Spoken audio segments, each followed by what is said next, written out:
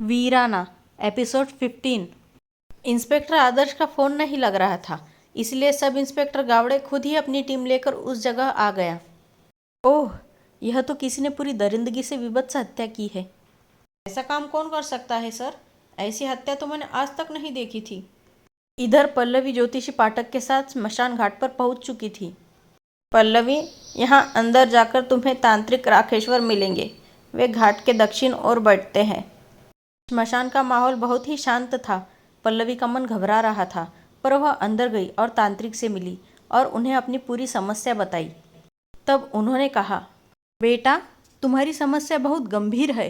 अक्सर लोग अपने घरों से बहुत ज़्यादा जुड़े रहते हैं। ऐसे लोगों की अगर कोई इच्छाएं अधूरी रह जाए तो मरने के बाद भी उनकी आत्मा वहीं भटकती रहती है। तुमने अभी तक मुझे सार्थक के बारे में जो भी जानकारी दी है, उसे सुनकर ऐसे लगता है कि वह किसी बहुत खूंखार रूह के कब्जे में है। उस आत्मा को भगाने का क्या तरीका होगा? बेटा, सबसे पहले तो उस आत्मा का सच जानना होगा।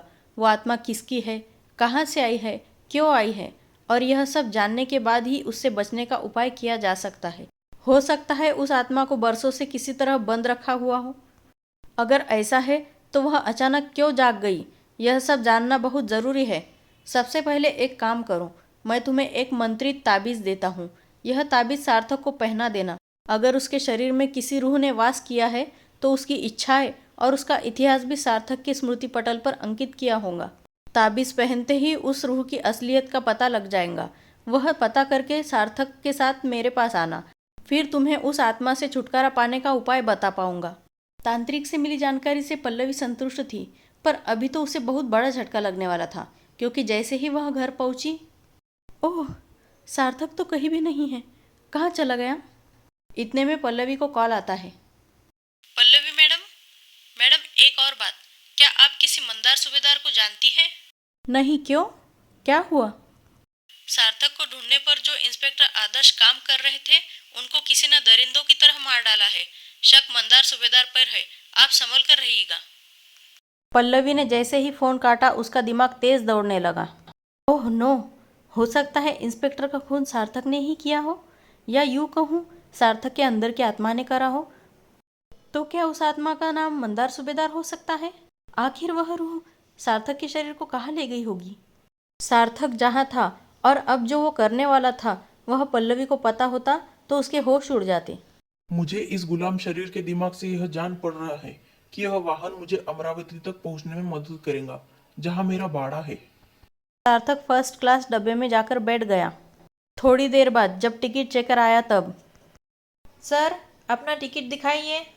क्या क्या देखना है तुझे? Ticket sir. मंदार सूबेदार से कुछ मांग रहा है? रुक, मौत दिखाता हूँ तुझे आज। हा हा हा हा हा हा।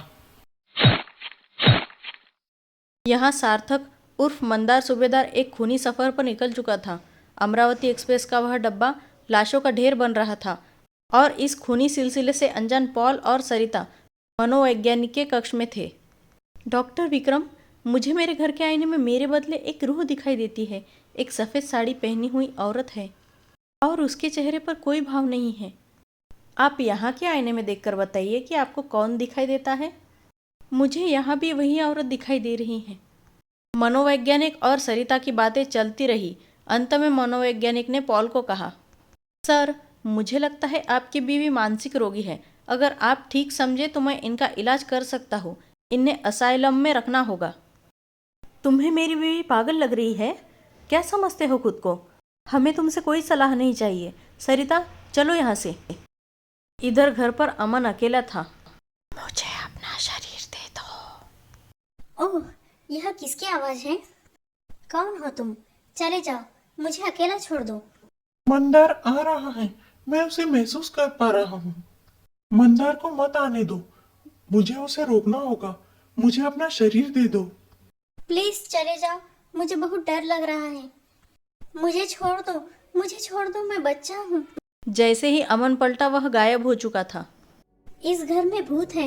मम्मी, पापा, जल्दी घर आ जाओ, मुझे बचा लो। मंदार सूबेदार उर्फ सार्थक बाड़े की ओर बढ़ चुका है।